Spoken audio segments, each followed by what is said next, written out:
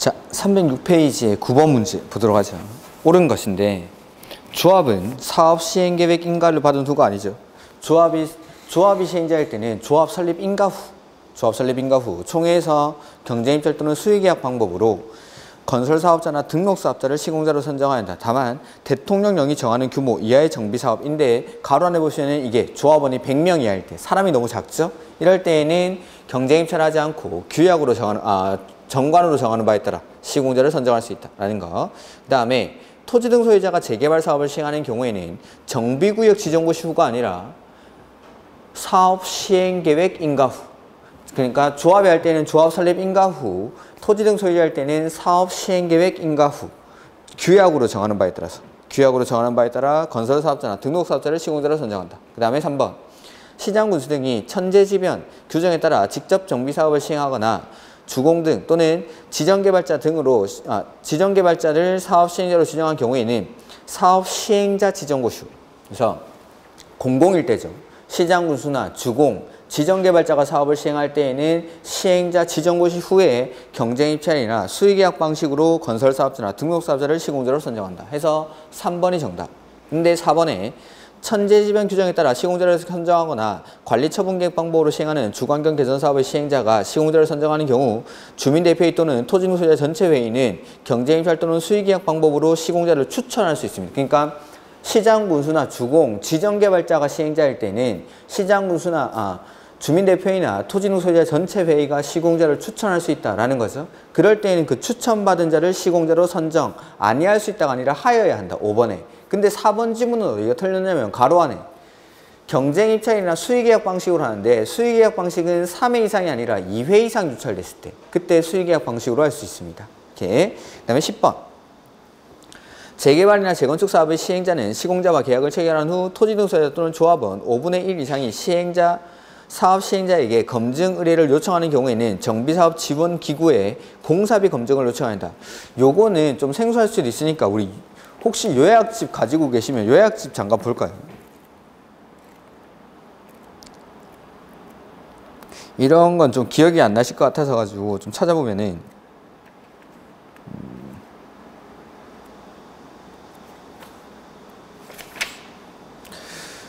우리 요약집에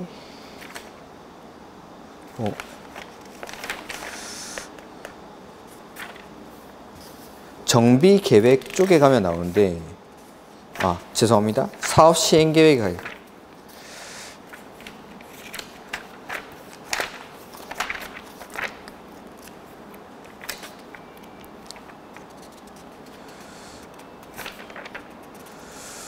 아까 찾았는데 일단 제가 좀 이따 찾아가지고 페이지를 좀 불러드리겠습니다. 요거는 그러니까 공사비 검증 요청이라는 건데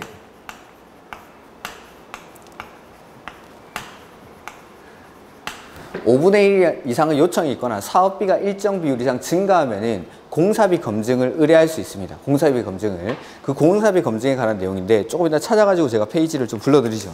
그 다음에 이번에 사업 시행자는 공공지원 민간 임대주택을 원활하게 공급하기 위해서 국장이 정하는 경쟁입찰 방법 또는 수의계약 방법으로 민간 임대주택법에 따른 임대사업자를 선정할 수 있다. 이런 것들을 한번 그냥 읽어두시고 3번에 사업 시행자는 선정된 시공자와 공사에 관한 계약을 체결할 때 기존 건축물 철거 공사에 관한 사항을 포함하여야 합니다. 그래서 시공자랑 공사에 관한 계약을 체결할 때 기존 건축물 철거에 관한 공사를 포함하여야 한다라는 거. 이렇게.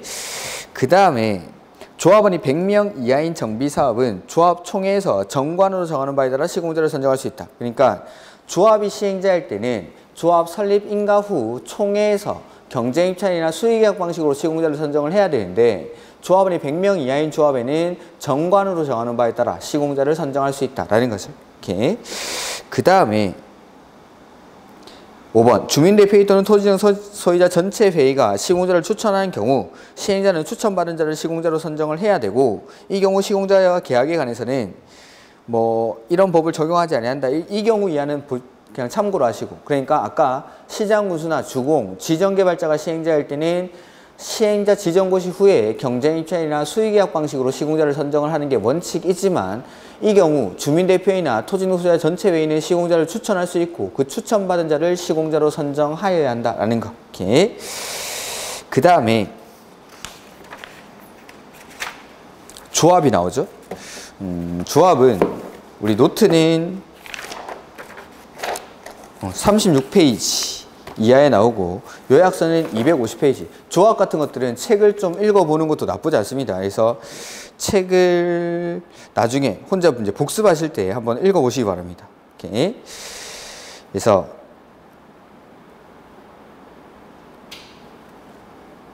우리 노트에 그 240페이지 요약서 240페이지 잠깐 보실까요? 요 공사비 검증 요청이라는 게 요약집 페이지 240페이지에 나옵니다. 240페이지 가로 9번 괄호 9번에 나오는 내용인데 잠깐 설명을 드리면은 보면 이 요약집 240페이지 가로 9번에 있습니다. 공사비 검증 요청. 그래서 재개발 사업, 재건축 사업의 사업 시행자는 시공자와 계약을 체결한 후 다음의 어느 하나에 해당하는 때에는 정비사업 지원기구에 공사비 검증을 요청한다. 그러니까 사업비가 일정 비율 이상 늘어나는 겁니다. 이럴 때에는 정비사업 지원기구에다가 공사비 검증을 요청할 수 있다라는 거. 해서 보면은 첫 번째 기획에 토지 등 소유자 또는 조합원 5분의 1 이상의 시행자에게 검증 의뢰를 요청하는 경우, 이게 우리 방금 지문에 나왔던 거. 5분의 1 이상이 요청을 하면 정비사업 지원기구에 공사비 검증을 요청할 수 있습니다. 그 다음에 니은에 보면은 공사비의 증액 비율이 다음의 어느 하나에 해당하는 경우라고 되어 있죠. 공사비가 늘어나는 겁니다. 사업비가. 해서 거기 A에 보시면은 사업 시행계획 인가 이전 동그라미 하나 하시고, 사업 시행계획 인가 이전에 시공자와 공사에 관한 계약을 체결을 했는데 사업비가 10% 이상 늘어나는 경우. 그 다음 사업 시행계획 인가 이후에 시공자를 선정을 했는데 공사비가 5% 이상 늘어나는 경우. 그러니까 이전에 사업 시행계획 인가 이전에 시공자와 공사에 관한 계약을 체결했을 때는 10% 이상 늘어났을 때, 사업 시행계획 인가 이후에 시공자와 공사에 관한 계약을 체결했을 때는 5% 이상 늘어났을 때. 그 다음에 디귿은 뭐냐면 한 차례 공사비 검증을 했습니다. 한 차례 공사비 검증을 했는데 다시 공사비 증액 비율이 3% 이상 늘어날 때, 이럴 때에는 정비사업 지원기구에다가 공사비 검증을 요청할 수 있다라는 거. 이렇게. 그래서 이런 것들 한번 봐두시고, 그래서 공사비 검증 요청해서 5분의 1 이상이 요청하거나 아니면 공사비의 증액 비율이 10%, 5%, 3% 이렇게 늘어날 때, 이럴 때에는 공사비 검증을 요청할 수 있다. 그 다음에 자 이제 조합 나오니까 조합 보도록 하죠. 노트는 33페이지 이하에 나오죠.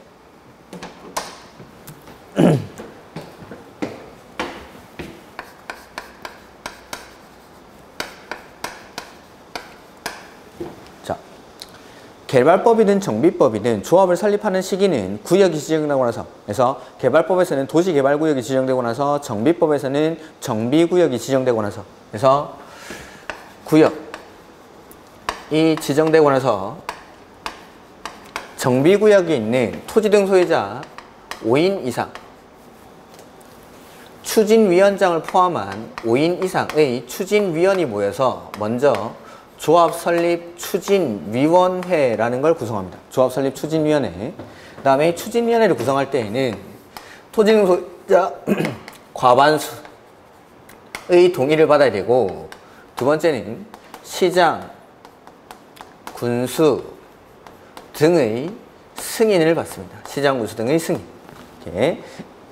그 다음에 추진위원회가 하는 일들이 있는데, 여기서 하는 게 첫 번째, 정비사업 전문 관리업자를 선정합니다.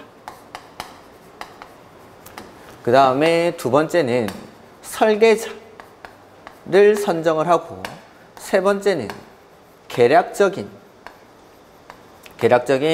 사업, 시행, 계획서를 작성을 하죠. 계략적인 사업 시행 계획서. 그 다음에 조합 설립을 위한 각종 준비 업무를 이 단계에서 하게 됩니다. 준비 업무. 이 준비 업무들 중에 이제 대통령령으로 정하는 여러 가지 준비 업무들이 있는데, 그게 뭐 창립총회 개최라든지 나중에 좀 절차를 써놓고 말씀을 드리도록 하죠.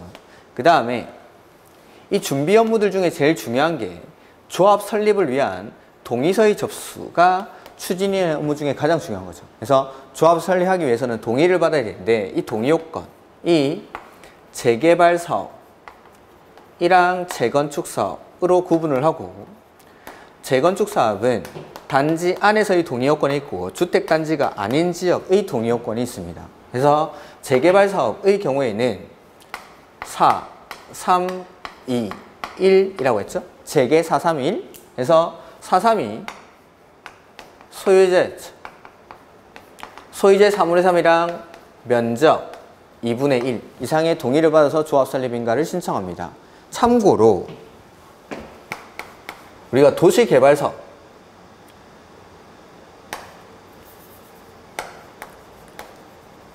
개발법에서의 조합은 조합 설립 시 동의요건이 면적 3분의 2 이상이랑 소유자 2분의 1 이상의 동의를 받죠. 이건 개발법 조합 설립 시 동의요건. 정비법에서는 일단 재개발은 4, 3, 1. 그 다음에 재건축은 단지 안에서는 일단 각동 과반수의 동의를 받아야죠. 그 다음에 4분의 3, 4분의 3. 그래서 안에서는 안가라고 하죠. 안가.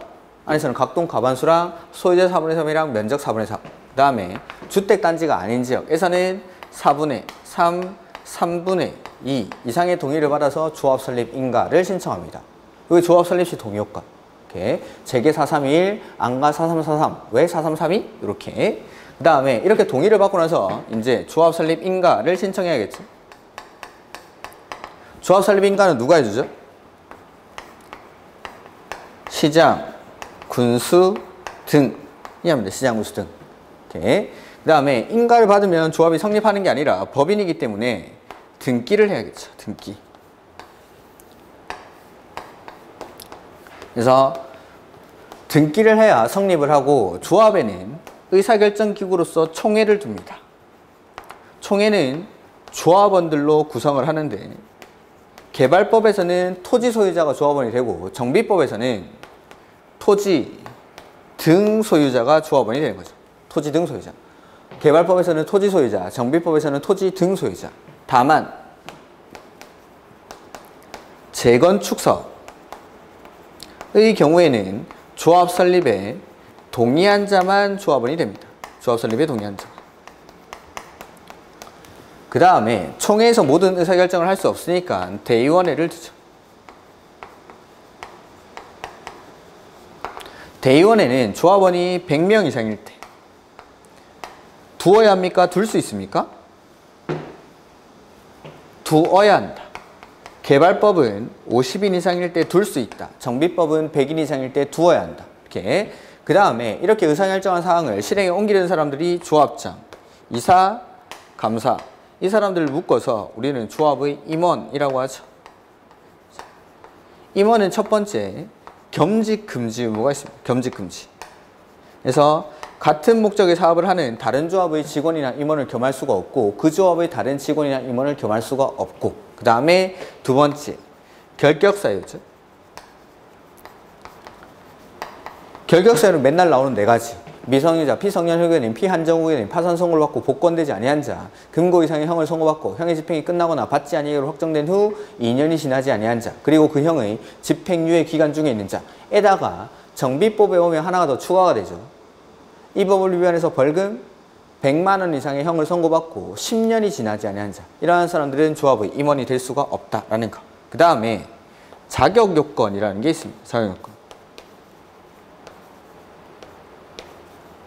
자격요건은 올해는 뭐 거의 시험 문제라고 보시면 됩니다. 이건. 그래서 조합의 임원은 조합장은 선임을부터 관리처분계획 인가를 받을 때까지, 조합장은 선임을부터 관리처분계획 인가를 받을 때까지 그 지역에 거주를 해야 되고, 나머지 임원들 역시 선임을 직전 3년 동안 거주기간이 1년 이상이거나 정비구역 안에 있는 토지나 건축물을 5년 이상 소유한 사람들, 이런 사람들만 조합의 임원이 될 수가 있다라는 거죠. 이렇게. 그 다음에 결격사유에 해당하게 되거나 자격요건이 상실됐을 때 얘는 당연퇴임하죠. 당연퇴임. 개발법은 다음날, 정비법은 당연퇴임. 이렇게 이러한 것들이 개발법이랑 좀 유사한 내용들입니다. 근데 이제 정비법에는 요거보다 내용이 좀 더 많죠. 해서 보면은 여기 조합 설립에 대한 동의를 받고 나서 조합 설립 인가 신청 전에 뭐 하는 게 하나 있었는데 동의 후 인가전, 동의 후 인가전. 조합 설립에 대한 동의를 받고 나서 인가를 신청하기 전에 해야 되는 게 창립총회라는 게 있었죠.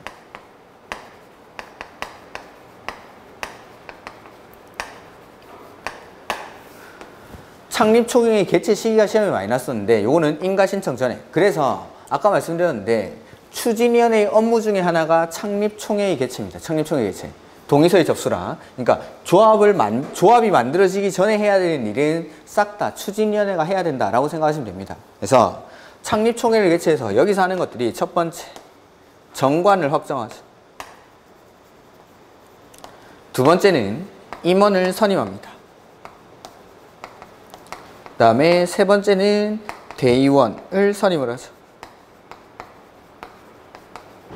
이러한 일들을 창립총회에서 하게 되죠. 이렇게. 그 다음에 뭐 조합원의 지위양도 원칙은 자유지만 투기과열지구에서는 재건축 사업은 조합 설립 인가 후부터, 재개발 사업은 관리처분계획 인가 후부터 금지가 되지만 예외적으로 허용하는 사유들이 있었죠. 그런 것들 문제에 나오면 나중에 한번 확인해 보도록 하고, 그 다음 정비법에서 이제 총회 의사결정을 할 때에는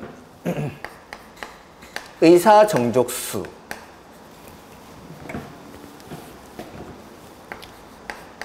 의사정족수라고 해서 일정 수 이상이 출석을 해야 회의를 개최할 수 있습니다. 출석 요건이죠. 그래서 원칙은 10% 이상이 직접 출석을 해야 회의를 개최할 수 있는데 예외적으로 20% 이상이 직접 출석을 해야 회의를 개최하는 경우가 있다라는 거죠. 그래서 20% 이상이 직접 출석을 하는 게 첫 번째, 창립총회. 그 다음에 두 번째는 사업 시행계획.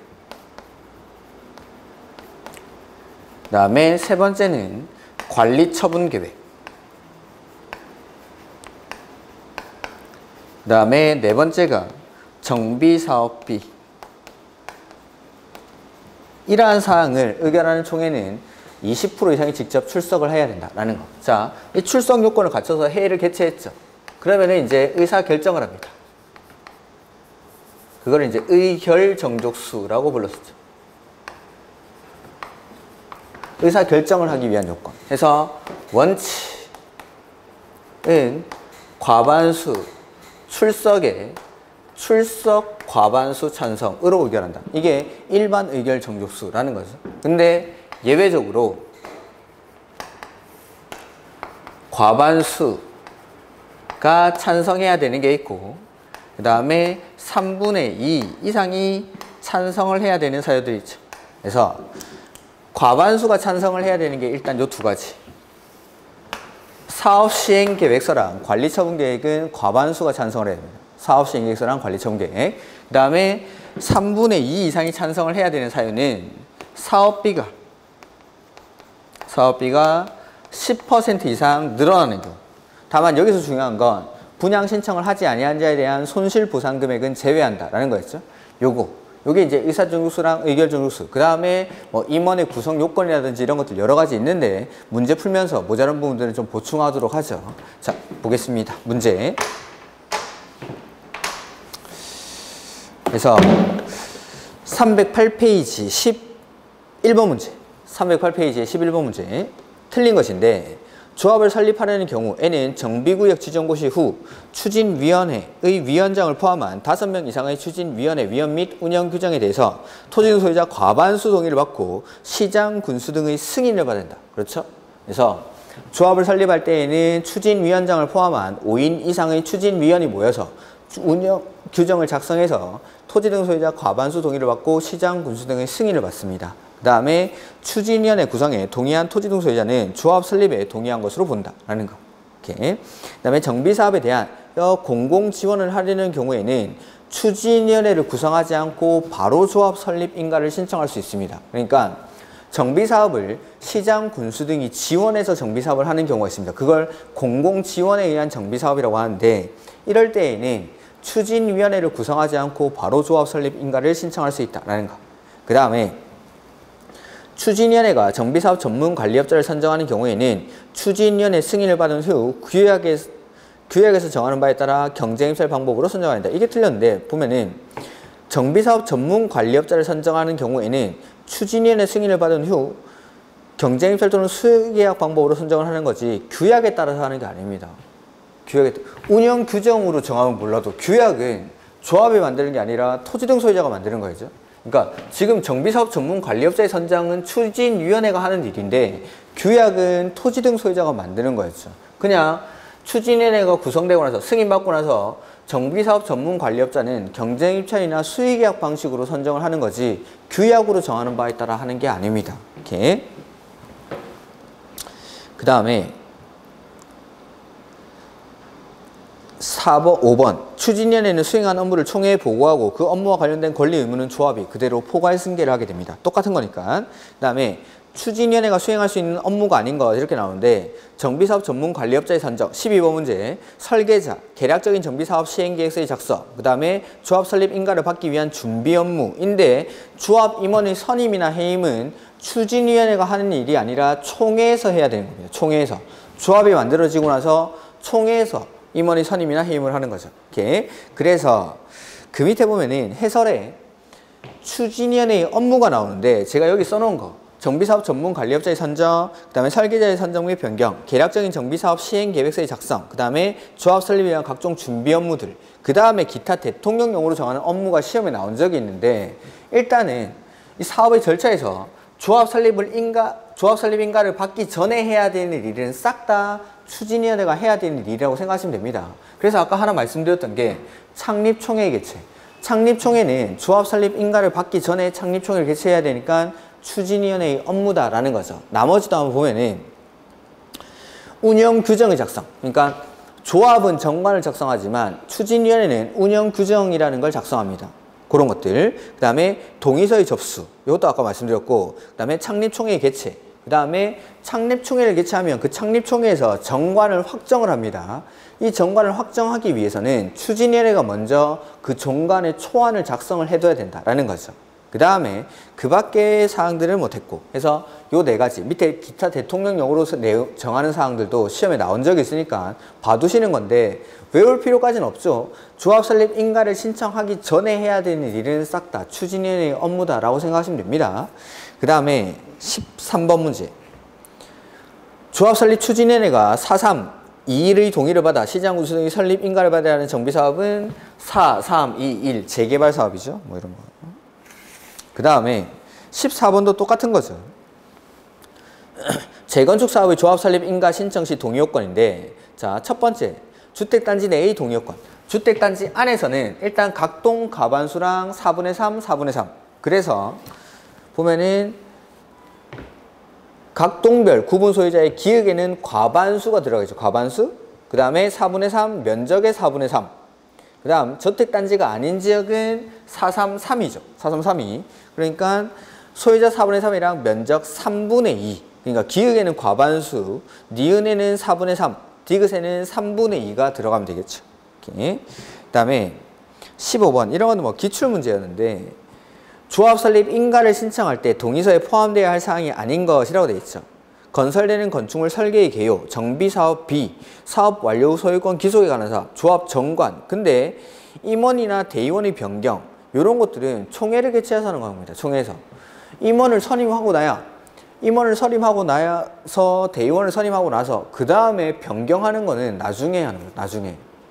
선임 동의서 같은 건 제출할 수 있겠지만은 선임을 하고 나서 그 다음에 변경하는 건 나중에 총회에서 하는 거죠. 이렇게. 그 다음에 그래서 뭐 5번이 정답이고 이런 것들은 그냥 참고로 봐주시면 됩니다. 그 다음에 16번 토지 등 소유자 산정 방법인데 자, 요거는 우리 노트에는 이게 안 나와 있으니까 요약서를 잠깐 볼 건데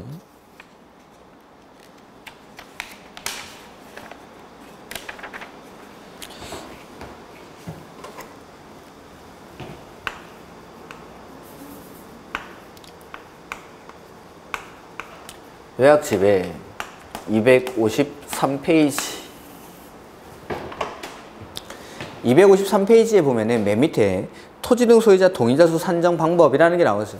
우리 이제 개발법에서 배웠던 내용이랑 크게 다르지 않습니다. 여기 있는 것들은. 그래서 보면은 개선사업이나 재개발사업의 경우라고 돼 있죠. 개선사업이나 재개발사업에서 첫 번째, 한 필지 토지 또는 하나의 건축물을 수인이 공유하고 있죠. 공유 동그라미 하면 되겠죠. 공유일 때는 한 명. 공유일 때는 한 명. 다만 뒤에 아직 시험에 나온 적은 없는데 읽어두죠. 재개발, 전통시장 및 상정가로서 한 필지 토지 또는 하나의 건축물을 여럿이서 공유하고 있습니다. 그럴 때 어쨌든 한 명은 한 명입니다. 자, 공유일 때는 한 명인데 전통시장 및 상정가로서 하나의 토지나 건축물을 수인이 공유하고 있을 때는 4분의 3 이상의 동의를 받은 한 명. 전통시장이나 상정가에서는 4분의 3 이상의 동의를 받은 한 명. 이렇게. 그 정도? 그 다음. 토지의 지상권. 그러니까 토지 소유자는 갑인데 지상권자가 을이 있는 거죠. 이럴 때에는 토지 소유자랑 지상권자가 다르죠. 이 두 사람을 대표하는 한 명만. 근데 여기 따로 적혀 있진 않는데 토지 소유자가 갑인데 지상의 건물을 을이 소유하고 있습니다. 토지 소유자랑 건물 소유자가 다를 때는 갑과 을 각각. 그래서 토지 소유자랑 지상권자가 다를 때는 대표하는 한 명만. 근데 토지 소유자랑 건물 소유자가 다를 때는 각각. 이렇게. 그 다음에 3번. 1인이 다수의 필지 또는 다수의 건축물을 소유하고 있죠. 이럴 때는 한 명. 한 명이 여러 개 가지고 있으면. 그리고 여기도 다만 이하는 아직 시험에 나온 적은 없습니다. 읽어두는데 재개발 사업으로 토지 등 소유자가 재개발 사업을 시행하는 경우 토지 등 소유자가 정비구역 지정 후에 정비 사업을 목적으로 취득한 토지나 건축물에 대해서는 정비구역 지정 당시의 토지 또는 건축물 소유자를 토지 등 소유자 수에 포함하여 산정하되 동의 여부는 취득한 토지 등 소유자를 따른다. 이게 되게 특이한 건데, 자 보면 여기 시행자를 갑이라고 해보죠. 시행자인 갑이 지정 당시에 A, B, C, D가 가지고 있던 토지나 건물을 취득하게 됩니다. 정비구역 지정된 다음에. 자, 이렇게 되면은 갑이라는 시행자가 여러 필지의 토지를 가지고 있죠. 원칙은 한 명이 여러 개 가지고 있을 때는 한 명으로 보지만 이렇게 시행자가 사업 시행을 위해서 정비구역 지정 후에 취득한 토지에 대해서는 지정 당시의 토지 소유자를 토지 등 소유자 수에 포함해서 산정한다. 즉 한 명이 여러 개 가지고 있다라고 한 명으로 보는 게 아니라 이러한 경우에는 A, B, C, D까지 토지 소유자 수에 포함해서 산정을 하겠다라는 거죠. 그리고 자, A가 가지고 있던 토지를 지금 갑이 취득을 했죠. 이럴 때 동의 여부는 양도인, 즉 기존 토지 소유자의 동의서를 기준으로 판단을 합니다. 그러니까 갑의 동의서를 기준으로 판단을 해야 되는데 여기서는 아주 특이하게 시행자가 사업 시행을 목적으로 토지를 취득했을 때는 동의 여부를 A를 따르는 게 아니라 갑의 의사를 기준으로 하겠다라는 겁니다. 조금 특이한 거니까 이런 것들을 한번 읽어두는 겁니다. 그 다음에 4번에 둘 이상의 토지 또는 건축물을 소유한 공유자가 동일한 경우에는 그 공유자 여러 명을 대표하는 한 명. 그래서 A, B, C라는 같은 공유자가 여러 개를 가지고 있을 때도 역시 한 명으로 보겠다라는 겁니다. 그 다음 재건축 사업은 그냥 무조건 한 명입니다. 공유일 때 한 명, 그 다음에 한 명이 여러 개 가지고 있어도 한 명, 그 다음에 둘 이상의 소유권이나 구분 소유권을 공유하는 사람이 동일할 때도 한 명. 그 다음에 가로 3번, 4번, 5번은 개선사업, 재개발사업, 재건축사업에 공통적으로 다 적용되는 거. 해서 3번에 추진위원회 또는 조합 설립에 동의한 자로부터 토지나 건물을 취득을 했죠. 그럴 때는 기존 토지 소유자의 동의서를 기준으로 하기 때문에 동의한 것으로 볼 것. 근데 아까 여기는 좀 시행자가 취득했을 때는 좀 특이했었죠. 그 다음에 4번에 소재 확인이 안 된 애들은 아예 소유자 총수에서 빼버립니다. 그 다음에 5번에 국공유지에 대해서는 그 재산관리청을 한 명의 토지 등 소유자로 산정을 합니다. 이걸 가지고 문제를 한번 풀어보죠. 해서 16번 문제, 311페이지 문제집에 문제집 311페이지에 16번 문제. 재개발 사업의 조합 설립 시 동일사 수를 산정하는 경우에 관한 설명인데, 자, 이런 문제는 재개발이나 개선 사업밖에 나올 수가 없는 겁니다. 그리고 주로 재개발 사업이 나오는 거죠. 조합을 개선 사업에서는 안 만드니까. 그래서 재건축은 아까 보셨다시피 싹 다 한 명이니까 계산할 것도 없는 겁니다. 그러니까 재개발 사업이 나오는데, 자, 첫 번째 보면은 A, B 두 명이 공유한 한 필지 토지에 하나의 주택을 단독 소유한 D. 그러니까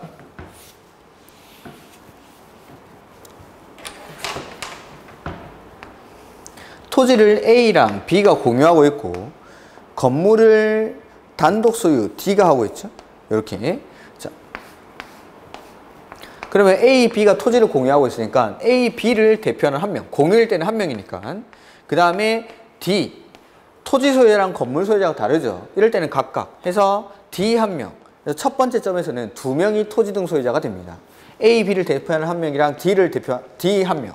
그 다음에 두 필지의 나대지를 단독 소유한 E. 그러니까 여러 개를 한 명이 가지고 있죠. 그럴 때도 한 명. 그 다음에 한 필지의 나대지를 단독 소유한 F랑 그 나대지에 있는 지상권자 GH. 토지를 F가 소유하고 있고 그 다음에 지상권자로 G랑 H가 있죠. 토지 소유자랑 지상권자가 다르죠. 이럴 때는 FGH를 대표하는 한 명. 이렇게. 그래서 첫 번째 점에서는 토지 등 소유자가 2명이 되고 나머지에서는 한 명씩 해서 총 4명이 토지 등 소유자에 해당한다라는 거죠. 그 다음에 17번. 자, 설립된 조합이 인가받은 사항을 변경하고자 할 때에는 총회에서 조합은 3분의 2 이상의 찬성으로 의결하고 시장 구성의 인가받은 사항을 변경할 때는 인가받는데 조합이 인가받은 사항을 변경할 때에는 총회에서 3분의 2 이상이 결의를 해야 됩니다. 3분의 2 이상. 그 다음에 임원 또는 대의원의 변경의 경우에는 총회 의결로 변경할 수 있다. 이건 대의원회가 대신할 수 있습니다. 변경. 자, 여기 써보면은 임원의 선임이나 해임 뿐만 아니라 대의원의 선임이나 해임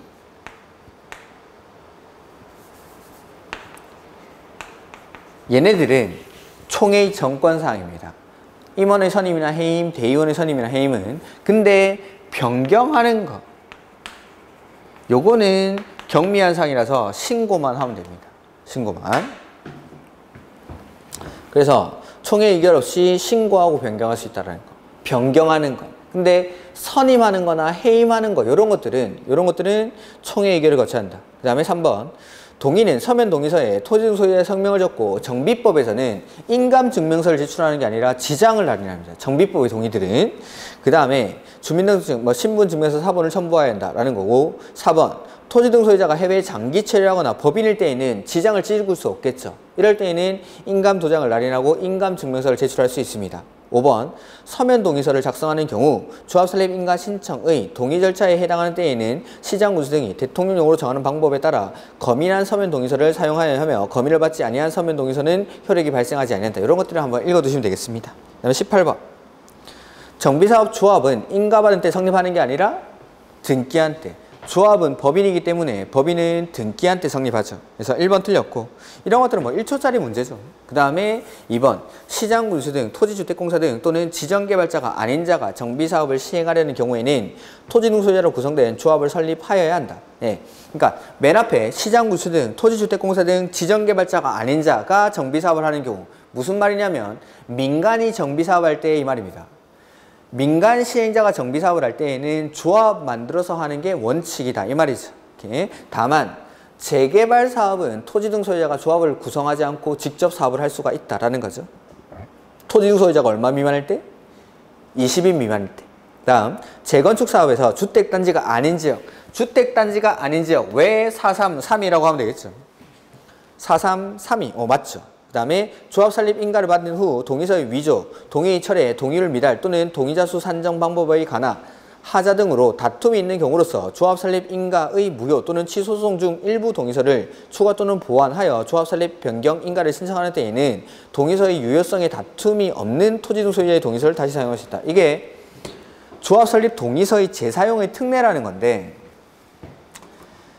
참고로만 들어도 참고로만 조합 설립 동의에 대한 하자 등으로 법원에 다툼이 발생한 겁니다.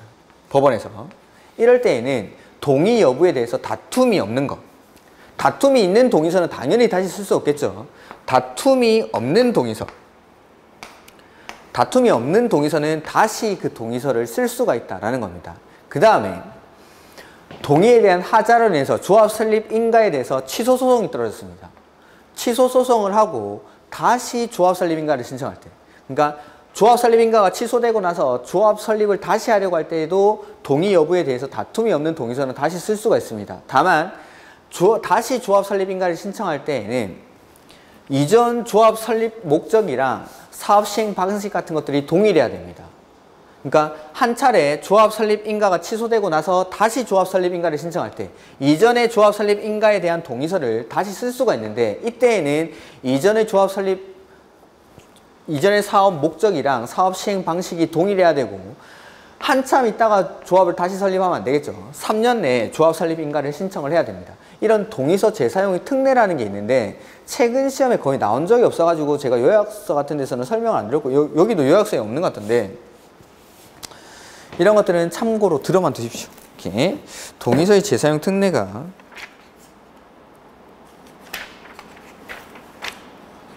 우리 요약서에도 지금 안 나와 있는데 이런 것들은 참고로 하시면 됩니다. 그래서 다툼이 없는 동의서는 다시 쓸 수가 있다라는 거 정도 기억하시면 됩니다. 이렇게. 그 다음에 추진위원회는 조합 설립에 필요한 동의를 받기 전에 추정 분담금 등 대통령령으로 정하는 정보를 토지 등 소유자에게 전공하여다. 그래야겠죠? 그래서 조합 설립에 대한 동의를 받기 전에 네가 얼마 정도 돈을 부담을 해야 된다라는 걸 알려줘야 내가 그거 감당할 수 있으면 동의를 하고 감당할 수 없으면 팔고 나가야겠죠. 이렇게. 그 다음에 지위양도가 나왔죠. 자, 보면은 틀린 것. 정비사업의 조합원은 토지 등 소유자로 한다. 네. 조합원은 토지 등 소유자로 한다. 조합원은 토지 등 소유자. 다만 가로 안에 보면은 재건축 사업의 경우에는 동의한 자만. 그다음에 주택법에 따른 투기과열지구로 지정된 지역에서 재건축 사업을 시행할 때는 조합 설립 인가 후, 재개발 사업은 관리 처분 계획 인가 후부터 조합원의 토지나 건물을 양수한 자는 조합원이 될 수가 없습니다. 다시 해보죠. 밑에 해설에 자세하게 나와 있죠. 재건축 사업은 조합 설립 인가 후부터, 재개발 사업은 관리 처분 계획 인가 후부터 조합원으로부터 토지나 건축물을 양수한 자는 조합원이 될 수가 없습니다. 이렇게. 다만 이러한 경우라 하더라도 양도가 가능한 경우가 있다라는 거죠. 그래서 그 밑에 사유들이 쭉 나와 있습니다. 일단 나중에 이제 문제를 볼 건데, 그래서 이번에 조합 설립 인가 후, 재개발 사업은 관리 처분 계획 인가 후 해당 정비 사업의 건축물 또는 토지를 양수한 자는 조합원이 될 수 없다. 근데 가로 안에 보면은 상속이나 이혼은 제외한다라고 돼 있죠. 3번 양도인이 세대원의 근무 또는 생업상의 사정이나 질병, 치료, 취약, 결혼으로 세대원 모두 해당 사업구역에 위치하지 아니한 특별시, 광역시, 시군으로 이전하는 경우 건축물이나 토지를 양수한 자라는 조합원이 될 수 있다. 그래서 세대원의 근무, 생업상의 사정이나 질병, 치료, 취약, 결혼으로 세대원 모두 다른 특광시군으로 이전할 때에는 양도할 수 있다라는 거죠. 투기과열지구라도. 그 다음에 두 번째, 4번 양도인 세대원 모두 해외로 이주하거나 2년 이상, 1년 이상이 아니라 2년 이상 해외에 체류할 때. 그 다음에 5번 사업 시행자는 조합원의 지위 양도 제한에 따라 조합원의 자격을 취득할 수 없는 경우에는 정비사업의 토지, 건축물, 그 밖의 권리를 취득한 자에게 손실보상, 즉 현금 청산해주고 내보내겠다 이 말입니다. 예전에는 다 현금 청산이라는 용어를 썼었는데 그걸 다 용어를 바꿔가지고 지금은 손실보상 이렇게 바꿨습니다. 용어를. 그래서 현금 청산하고 내보내겠다 이 말입니다. 안 주겠다라는 거죠. 그래서 그 밑에 해설에 나와 있는 거 이거 잠깐 보죠. 자, 원칙적으로 재개발이나 재건축, 조합원의 지위 양도는 자유입니다. 가능한데 투기과열지구에서 금지를 하겠다라는 거죠. 재건축 사업은 조합 설립 인가 후부터, 재개발 사업은 관리 처분 계획 인가 후부터 금지됩니다. 다만 그 밑에 박스에 있는 사유에 해당하면은 지위 양도가 가능하다라는 거. 그래서 투기과열지구에서 약간 갈색 글자로 써져 있는 거 있죠? 해설에 투기과열지구에서 건축물 또는 토지를 양수한 자가 예외적으로 조합원이 될 수 있는 경우 해서 1번에 아까 지문에 나왔던 거죠. 세대원의 질병, 치료, 치약, 견 등으로 다른 특광시군으로 이전하는 경우. 그 다음에 상속으로 취득한 주택으로 세대원 모두 이주하거나 세대원 모두 해외로 이주하거나 2년 이상 해외에 체류하는 경우. 그 다음에 1세대 1주택자로서 거주기간은 5년 이상, 소유기간은 10년 이상인 주택을 매매할 때. 그러니까 이런 것들은 투기 목적이 아니라는 거죠. 소유기간은 10년 이상, 거주기간이 5년 이상, 1세대 1주택자로서 이런 사람들은 양도를 할 수가 있다라는 거. 그 다음에 5번에 그 밖에 불가피한 사정 이런 것들은 참고로 한번 읽어주세요. 참고로. 대신에 기흥, 니은, 디귿에 3년, 3년, 3년이라고 했었는데. 그래서 요거 한번 보면은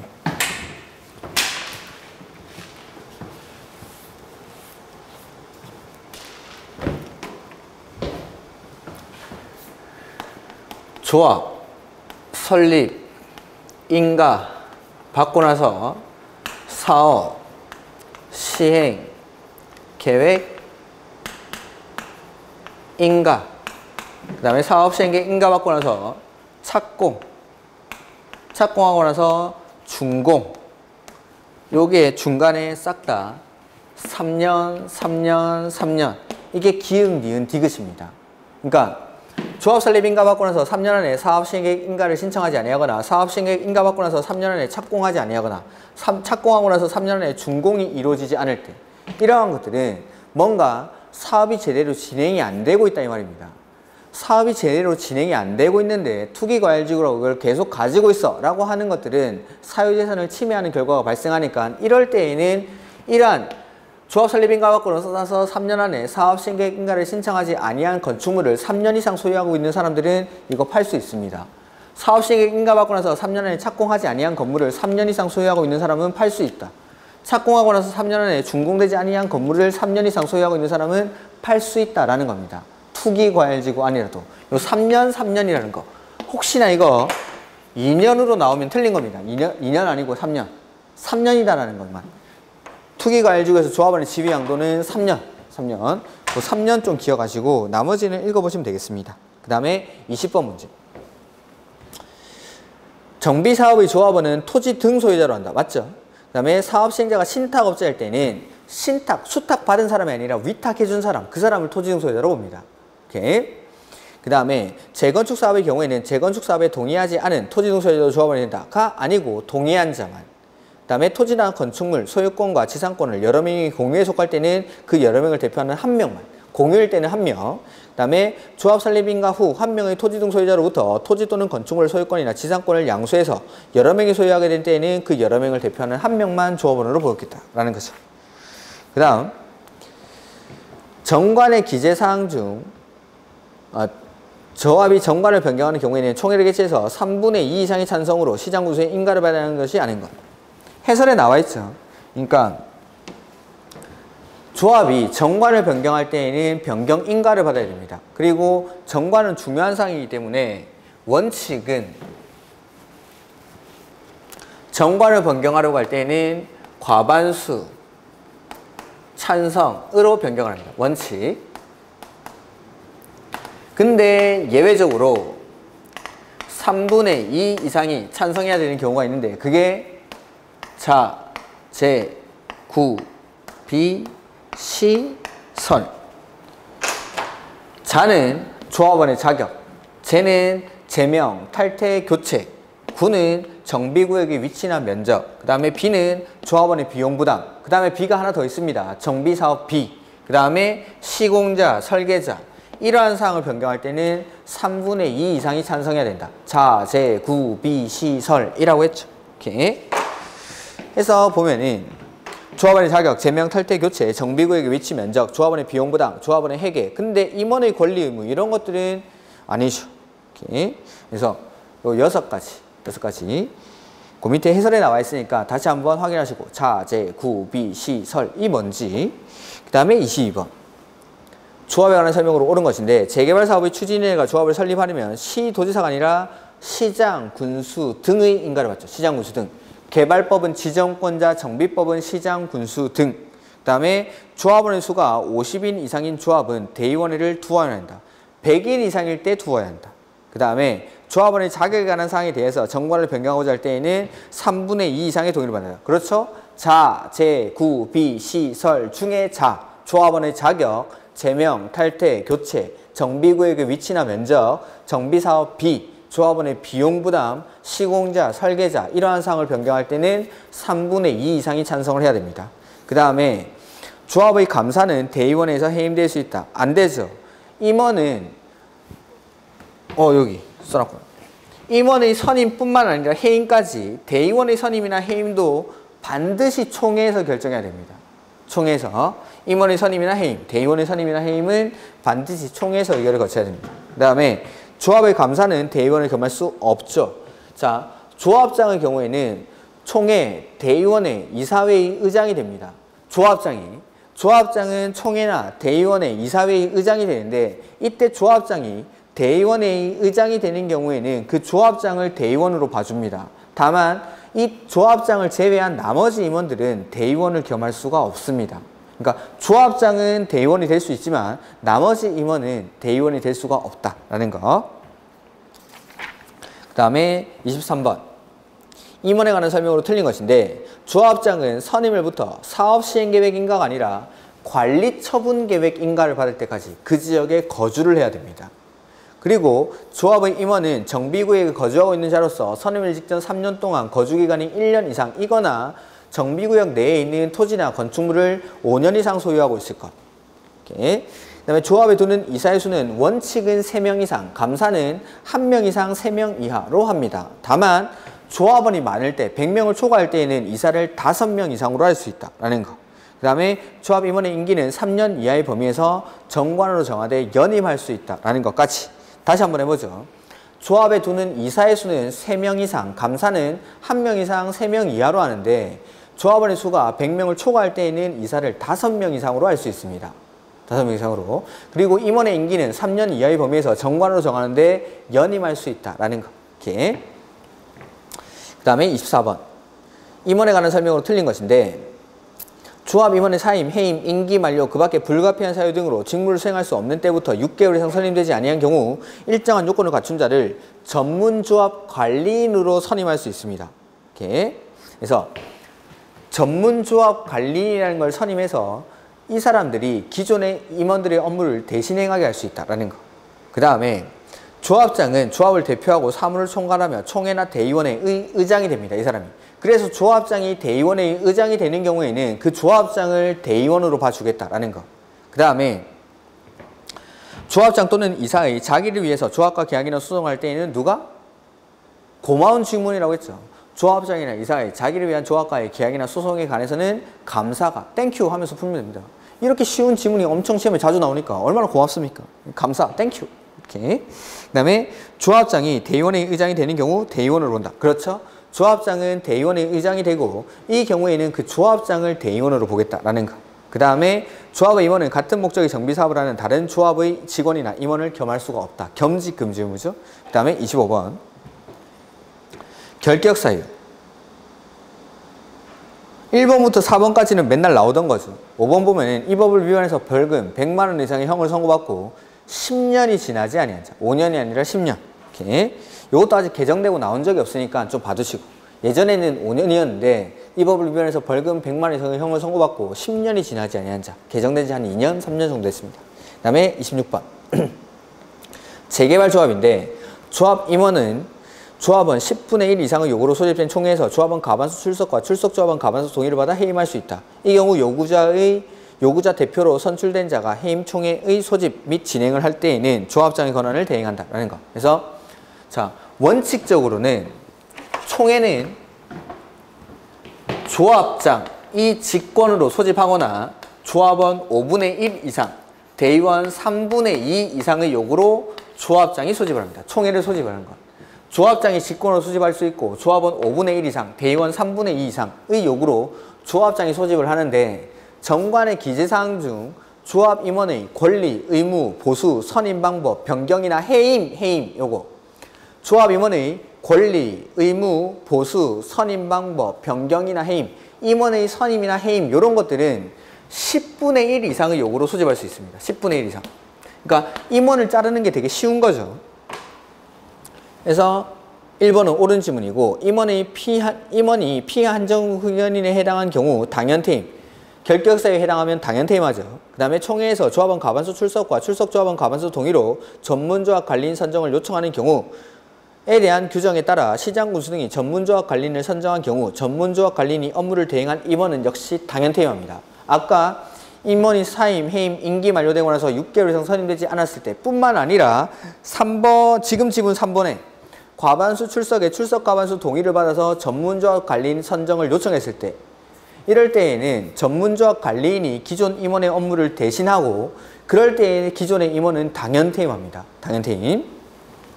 그 다음에 당연퇴임된 조합 임원이 퇴임 전에 가는 행위는 효력을 잃지 않는다라는 것. 그 다음에 조합의 이사는 해당 조합의 대의원이 될 수 없죠. 조합장만 대의원이 될 수 있고 이사나 감사는 대의원을 겸할 수가 없습니다. 이렇게. 그 다음에 조합에 관한 설명으로 틀린 것. 조합원의 수가 100인 이상인 조합에는 대의원회를 두어야 한다. 맞고 지상권자는 재건축 조합의 조합원이 된다. 안 되죠. 자, 조합원이 될 수 있는 사람은 토지 등 소유자. 재건축 사업에서 토지 등 소유자는 건축물 및 그 부속 토지 소유자. 그러니까 토지 등 소유자가 조합원이 되니까 재건축 사업의 경우에는 건축물 및 그 부속 토지 소유자가 조합원이 된다라는 거죠. 재개발 사업은 그러니까 토지 소유자 또는 건축물 소유자 또는 지상권자. 그러면 재개발 사업에서는 지상권자가 조합원이 될 수가 있겠죠. 그 다음에 시도지사는 표준정관을 작성해서 보고할 수 있다. 이런 것들 한번 읽어두시고 조합에 관해서는 정비법에 규정된 것을 제외하고는 민법 중 사단법인에 관한 규정을 준용하고 조합 임원의 임기는 3년 이하의 범위에서 정관으로 정하되 연임할 수 있다라는 거. 그 다음에 정관으로 정할 수 없는 것이라고 되어 있는데 추진위원회의 구성 절차는 정관이라는 건 조합이 만들어지고 나서 만드는 게 정관인데 추진위원회 구성 절차를 정관에 규정할 필요가 없겠죠. 이렇게. 추진위원회는 조합 이전 단계니까 정관에다가 추진위원회 구성 절차 이런 것들을 만들어 놓을 필요는 없죠. 그 다음에 29번 총회. 총회는 필수적 기관입니다. 그래서 조합에는 초합원으로 구성되는 총회를 두어야 합니다. 그 다음에 총회는 여기 써놨죠? 조합장이 직권으로 소집하거나 조합원 5분의 1 이상, 대의원 3분의 2 이상의 요구로 조합장이 소집하는 게 원칙이지만 아까 말씀드린 대로 정관의 기재사항 중 임원의 권리, 의무, 보수, 선임 방법, 변경이나 해임은 10분의 1 이상의 요구로 소집할 수 있다라는 거. 그래서 2번은 일단 맞죠. 근데 3번에 이것도 방금 말씀드렸던 조합 임원의 권리, 의무, 보수, 선임 방법, 변경이나 해임 이런 것들은 10분의 1 이상의 요구. 그 다음에 총회 의결은 이 법 또는 정관에 다른 규정이 없으면 요거 총회에서 의결하는 건 원칙은 과반수 출석에 출석 과반수 찬성으로 의사결정을 하겠다. 이걸 일반 의결 정족수라고 부르죠. 근데 총회 의결 사항 중 사업 시행 계획서, 그 다음에 관리 처분 계획은 과반수 찬성으로 의결하고 사업비가 20%가 아니라 10% 이상 늘어날 때 에는 3분의 2 이상이 찬성을 해야 되죠. 다만 분양 신청을 하지 아니한 자에 대한 손실 보상 금액을 빼고 제외하고 10% 이상 늘어날 때 20%가 아니라 10%. 그 다음에 30번 문제 보면은 조합원은 대리인을 통해서 의결권을 행사할 수가 있습니다. 서면을 통해서 대리인을 통해서 위임장을 써가지고 대리인을 통해서 의결권을 행사할 수가 있습니다. 그 다음에 임원의 사임, 해임, 임기 만료 후 6개월입니다. 3개월이 아니라 6개월 이상 조합 임원이 선임되지 아니한 경우에는 시장 군수 등이 조합 임원 선출을 위한 총회를 소집할 수 있다. 그러니까 총회의 소집은 원칙은 조합장이 하는 건데 시장 군수 등도 직접 소집할 수가 있습니다. 임원의 사임, 해임, 임기 만료 후 6개월 이상 선임되지 않고 있을 때, 그리고 아까 6개월 이상 선임되지 않고 있을 때는 전문조합 관리인도 선임할 수가 있죠. 이렇게. 그 다음에 대의원회는 조합원 10% 이상으로 구성을 하는데 다만 조합원의 10분의 1이 100명을 넘는 경우에는 10분의 1의 범위에서 100명 이상으로 할 수 있다. 그러니까 자 조합원이 1,500명이라고 이거죠. 그러면은 10분의 1이 100명을 넘죠? 그럴 때는 100명 이상 150명 이하 이렇게 할 수 있다라는 거죠. 10분의 1이 100명을 넘을 때는. 그 다음에 정비사업 전문관리업자의 선정 및 변경에 관한 사항은 대의원회가 총회의 권한을 대행할 수 있다. 안 됩니다. 총회에서만 결정하는 거. 우리 요약서에 있는 것 같은데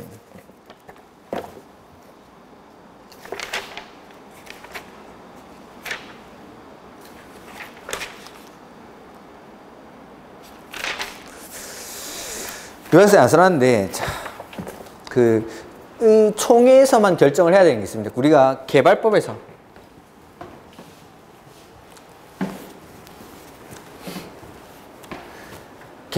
총회에서만 결정해야 되는 게 정관화 게임회.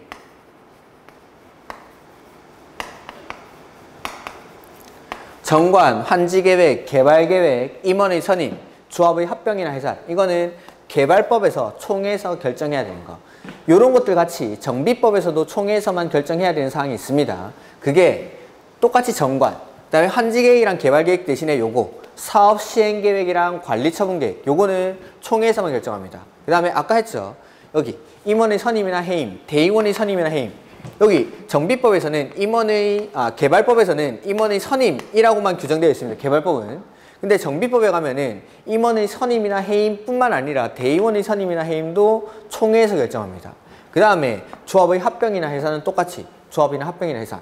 그 다음에 사람 바꾸는 것들, 이런 것들은 총회에서 합니다. 시공자, 설계자, 감정평가업자, 지금 지문에 나와 있는 정비사업 전문관리업자, 이러한 것들을 선정하거나 변경하는 건 총회에서만 결정해야 돼요. 총회에서만. 그래서 정화나 게임에 대응해서 몇 가지 좀 기억을 하시면 되겠습니다.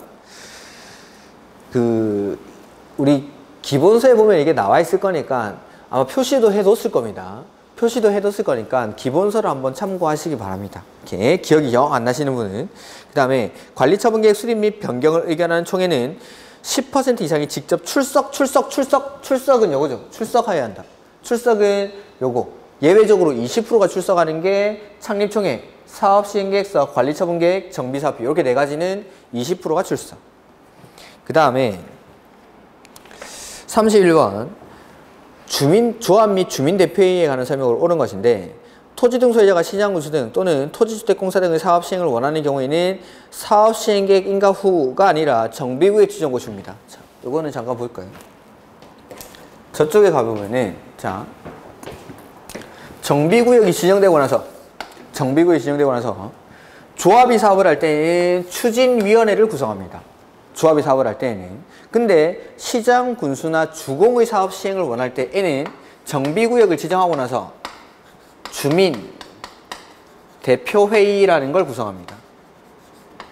그러니까 조합이 사업을 할 때에는 구역 지정하고 나서 추진위원회를 구성하는데, 구역 지정하고 나서 시장, 군수나 주공의 사업 시행을 원할 때에는 주민 대표회의를 구성한다라는 거. 주민 대표회의를 구성할 때에는 여기 과반수 동의받아야 되고 시장, 군수 등의 승인을 받아야 됩니다. 그 다음 아까 추진위원회 구성에 동의한 사람은 조합 설립에 동의한 것으로 보죠. 주민대표회의 구성에 동의한 자는 시장, 군수나 주공의 사업 시행에 동의한 것으로 봅니다. 그리고 주민대표회의는 5명 이상 25명 이하의 위원으로 구성을 하고 뭐 이런 것들이 있는데 지문에 나와 있는 걸로 확인 한번 해보죠. 31번 문제 옳은 것인데, 그래서 토지 등 소유자가 시장, 군수나 주공의 사업 시행을 원할 때에는 구역을 지정하고 나서 주민대표회의를 구성합니다. 그 다음에 주민대표회의는 위원장을 포함해서 5명 이상 25명 이하로 구성을 합니다. 그 다음에 주민대표회의는 토지 등 소유자 3분의 2 이상의 동의를 과반수. 추진위원회 만드는 건 똑같습니다. 주민대표회의를 구성할 때에도 토지 등 소유자 과반수 동의를 받고 시장, 군수 등의 승인을 받아서 구성합니다. 그 다음에 분양 신청을 하지 아니한 자에 대한 손실 보상 금액을 제외하고, 포함하는 게 아니라 제외하고 사업비가 3분의 2 이상 늘어나는 경우에는 10% 이상 늘어나는 경우에는 3분의 2 이상의 동의를 받아야 되죠. 그 다음에 대의원에는 임기 중 거리된 조합장을 보궐 선임할 수 없다. 이게 맞죠. 자, 아까 정비법에서 임원의 선임이나 해임, 대의원의 선임이나 해임은 반드시 총회에서 의결을 거쳐야 되죠. 다만 임기 중 거리된 자를 보궐 선임하는 것, 보궐 선임은 대의원회가 대신할 수 있습니다. 대의원회가 할 수 있다. 근데 보궐선임이라도 조합장의 보궐선임은 제외합니다. 조합장은 제외. 그러니까 조합장의 보궐선임은 대의원회가 대신할 수 없다라는 거죠. 이렇게. 그 다음에 32번 문제 이하는 조금 쉬었다가 보도록 하죠.